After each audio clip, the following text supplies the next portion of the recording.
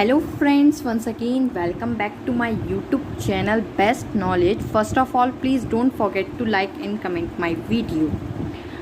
आज मैं आप लोगों के लिए लेकर आई हूँ BSc सेकेंड सेमेस्टर में केमिस्ट्री में चैप्टर 4 जिसका एक लेक्चर हो चुका है।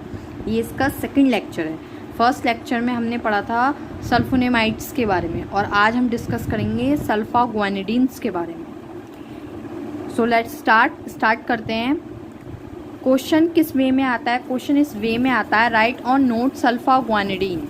Write on note on sulpha ग्वानिडीन।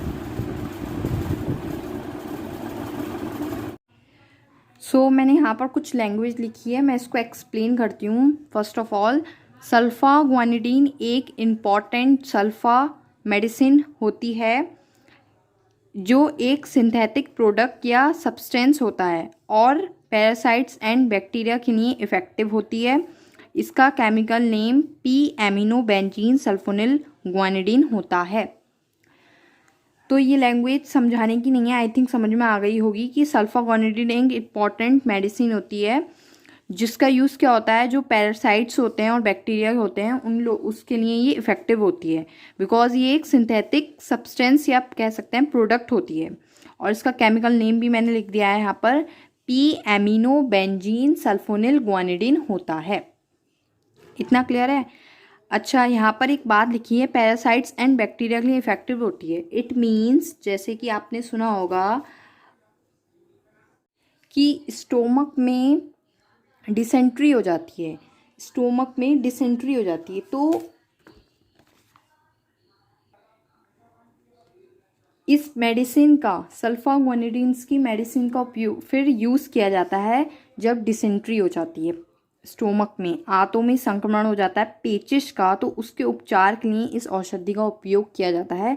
तो आप इस टॉपिक के यूजेस में ये वाली लाइन लिख सकते हैं। तो अब मैं आपको सल्फा ग्वानिडीन का स्ट्रक्चर बता देती हूँ, सल्फा ग्वानिडीन का स्ट्रक्चर कैसे ड्रॉ किया जाता है।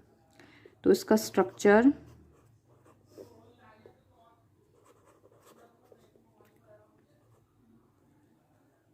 अब मैं आपको सल्फा ग्वानिडीन का स्ट्रक्चर बता देती हूँ, सल्फा ग्वानिडीन का स्ट्रक्चर कैसे ड्रॉ किया जाता है।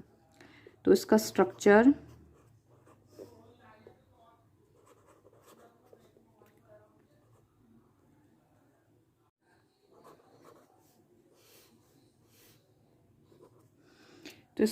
मैं आप लोगों को बता देती हूँ कि कैसे ड्रॉ होता है।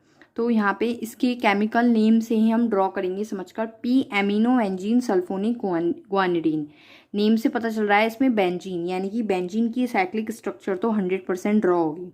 तो यहाँ पर मैं बेंजीन की साइक्लिक स्ट्रक्चर ड्रॉ कर रही हूँ।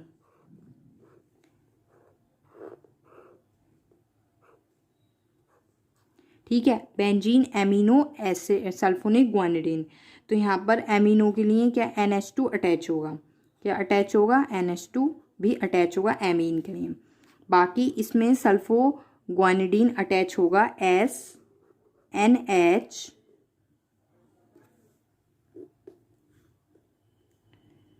Double bond O double bond O CNH2 double bond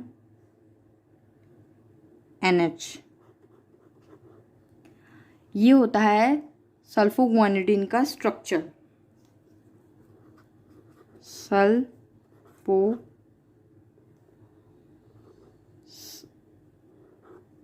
या सल्फा ग्वानिडीन।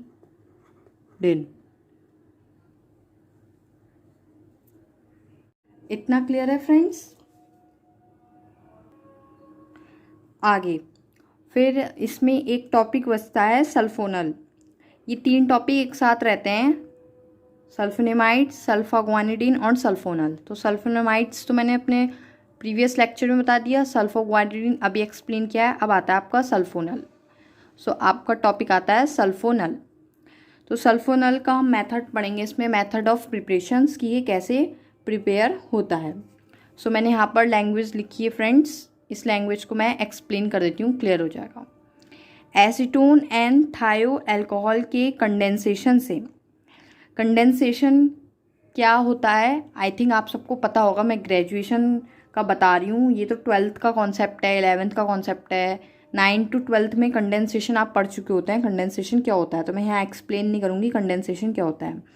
मेन हमें प्रिपरेशन बताना है, सल्फोनल का प्रिपरेशन कैसे होता है। तो एसीटोन और थायो अल्कोहल के कंडेंसेशन से एसीटोन मरकैप्टॉल, एसीटोन मरकैप्टॉल, ध्यान से देखिएगा। अभी हम इसी के बारे में बात करेंगे। एसीटोन मरकैप्टॉल, एसीटोन मरकैप्टॉल बनता है।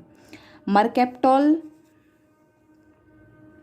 का जब पोटेशियम परमैंगनेट से, अब मरकैप्टॉल बन गया हमारा एसीटोन थायो अल्कोहल से हमारा मरकैप्टॉल बना। मरकैप्टॉल के से हमने क्या करा, मरकैप्टॉल का जब हमने पोटेशियम परमैंगनेट यानी कि KMnO4 उसके थ्रू हमने उसका ऑक्सीडेशन कराया। ऑक्सीडेशन में आपको सबको पता है, ऑक्सीडेशन की रिएक्शंस में क्या होता है, ऑक्सीजन को ऐड किया जाता है। तो उसको ऐड कराया, ऑक्सीडेशन कराया, तो हमारा सल्फोनल बना। आई थिंक लैंग्वेज क्लियर हो गई होगी। मैं बहुत ईजी वे में लिखती हूँ और कोशिश करती हूँ कि आप लोगों की समझ में आ जाए। इस लैंग्वेज में लिखूँ, ऐसी लैंग्वेज में लिखूँ कि आप लोगों के क्लियर हो जाए वो लैंग्वेज। तो अभी तो मैंने ये थ्योरी लिखी है, आई थिंक आपके क्लियर हो गई होगी। अभी मैं इसको रिएक्शन वे में बताऊँगी इसी थ्योरी को, तो और ज़्यादा क्लियर हो जाएगी। केमिस्ट्री में रिएक्शन के बिना कुछ काम नहीं चलता है। Chemistry is incomplete without reactions. So ठीक है, मैं इसको रिएक्शन वे में आपको बता देती हूँ। तो फ्रेंड्स ध्यान से सुनिएगा और ध्यान से देखिएगा। मैंने अभी कहा था एसीटोन और थायो अल्कोहल की बात की थी, एसीटोन थायो अल्कोहल। तो मैं सबसे पहले यहाँ पर एसीटोन थायो अल्कोहल का स्ट्रक्चर बनाऊंगी और उसका स्ट्रक्चर काफ़ी डिफ़िकल्ट होता है, आपको सिर्फ और सिर्फ उसे याद रखना है। तो एसीटोन, सबसे पहले तो एसीटोन, आपको एसीटोन पता होना चाहिए क्या होता है। तो एसीटोन आपको पता है कार्बन और कार्बन से अटैच होती है ऑक्सीजन विद डबल बॉन्ड और उसके दोनों साइड में कार्बन ग्रुप होता है। ठीक है, कोई भी कार्बन ग्रुप होता है लाइक दिस। तो ये स्ट्रक्चर जो है, ये स्ट्रक्चर है आपकी एसीटोन की। स्ट्रक्चर किसकी है, ये एसीटोन की। सी इधर आर, कोई आर से भी डिनोट कर सकते थे इसको, आर से कार्बन ग्रुप को डबल बॉन्ड के साथ ओ। तो ये तो बन गया आपका एसीटोन। फिर मैंने कहा था थायो अल्कोहल के कंडेंसेशन से, तो थायो अल्कोहल का स्ट्रक्चर आपको याद रखना है। प्लस थायो अल्कोहल का स्ट्रक्चर होता है HSC2H5, HSC2H5, ये होता है थायो अल्कोहल का स्ट्रक्चर। ये क्या बना आपका, थायो अल्कोहल, थायो अल्कोहल, थायो अल्कोहल ले लिया। इन दोनों के कंडेंसेशन के लिए in the presence of HCl हमारा बनेगा एसीटोन मरकैप्टॉल, जो कि मैं आपको भी बता चुकी हूँ। एसीटोन मरकैप्टॉल कैसे बनेगा, CH3CCH3 डबल बॉन्ड O है, यहाँ पर डबल बॉन्ड है यानी कि कार्बन की हमें 4 बॉन्ड को कंप्लीट करना है, तो ये बॉन्ड इससे आके जुड़ जाएंगे। देखिएगा कैसे। और H2O ये वाटर बन के आपका बाहर निकलेगा, ये वाला पूरा H2O बन जाएगा और वाटर आपका बाहर निकलेगा। तो मैं इसकी रिएक्शन लिख देती हूँ, इसका क्या बनकर बना वो लिख देती हूँ। देखिए CH3 तो एज इट इज़ है, कार्बन को अपने 4 कंप्लीट करने होते हैं, तो 4 बॉन्ड के लिए ये SC2H5 यहाँ आकर अटैच हो गया, ये अटैच हो गया और बाहर क्या निकला, वाटर, H2O वाटर। और ये जो हमारा बना है इसे ही हम कहते हैं एसीटोन मरकैप्टॉल। क्या कहते हैं, एसीटोन मरकैप्टॉल। मैंने यही तो लिखा था थ्योरी में कि एसीटोन की थायो अल्कोहल से रिएक्शन कराने पर उसका कंडेंसेशन पर हमें एसीटोन मरकैप्टॉल मिलता है। फिर उसके बाद मरकैप्टॉल की हम क्या करते हैं, पोटेशियम परमैंगनेट से, इसमें पोटेशियम परमैंगनेट से ऑक्सीडेशन करा देते हैं, तो हमें सल्फोनल मिलता है। इट मीन्स इसकी हमने क्या करा, पोटेशियम परमैंगनेट KMnO4 से ऑक्सीडेशन कराने पर, ऑक्सीडेशन की साइन को ऐसे एरो के पर O बना देते हैं, ऑक्सीडेशन कराने पर क्या मिलता है हमें, सल्फोनल। तो सल्फोनल मिलता है। सल्फोनल की रिएक्शन मैं नीचे लिख रही हूँ। सल्फोनल मिलता है। कैसा? ये CH3 था, ये C था, CH3 था, CH3, यहाँ पर C था, CH3, SC2H5, SC2H5, ये जो बना था ना हमारा, यही एसीटोन मरकेप्टॉल था। इसका ऑक्सीडेशन करने पे सल्फोनल बनेगा, क्योंकि इसमें अभी वाटर है, तो उसका ऑक्सीडेशन करने के लिए बाद में हमारा क्या बन गया? सल्फोनल। तो ये जो हमारा बनकर आया यही कहलाएगा सल्फोनल। आई थिंक आपको क्लियर हो गई होगी। एक बार और एक्सप्लेन कर देती हूँ मैं ये वाली, कोई प्रॉब्लम नहीं है। एसीटोन का स्ट्रक्चर लिया हमने और थायो अल्कोहल को लिया, एसीटोन लिया, थायो अल्कोहल लिया, दोनों की रिएक्शन कराई in the presence of HCl, H2O water बन के बाहर निकला, बचा हुआ एसीटोन मरकेप्टॉल बना, क्योंकि 4 बॉन्ड कंप्लीट करने हैं कार्बन को। फिर उसका ऑक्सीडेशन करा KMnO4 पोटेशियम परमैंगनेट के थ्रू, तो हमारा सल्फोनल बन गया। तो ये रिएक्शन थी सल्फोनल की, मेथड ऑफ प्रिपरेशन था। और इसकी फिजिकल प्रॉपर्टी यही है कि ये क्रिस्टलाइन सॉलिड्स होते हैं। कैसे होते हैं? क्रिस्टलाइन सॉलिड्स होते हैं। इसकी फिजिकल और केमिकल प्रॉपर्टीज़ मैं आपको बता देती हूँ। Physical and chemical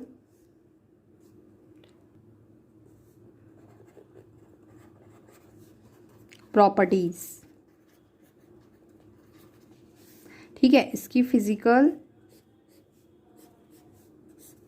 and chemical properties मैं आपको बता देती हूँ। तो मैंने अभी जैसा बताया आपको कि क्या होते हैं, ये क्रिस्टलाइन सॉलिड्स होते हैं।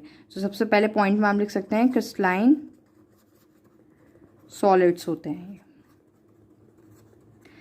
ठीक है। सेकंड पॉइंट में ये कलरलेस होते हैं, मतलब इनमें कोई कलर नहीं होता। हिंदी में कहें तो क्रिस्टलीय ठोस होते हैं, और ये हो गया रंगहीन होते हैं, रंगहीन होते हैं, और ये क्रिस्टलीय ठोस होते हैं, क्रिस्टलीय ठोस, ठीक है। 2 पॉइंट्स क्लियर हैं। और इसका जो मेल्टिंग पॉइंट होता है, मेल्टिंग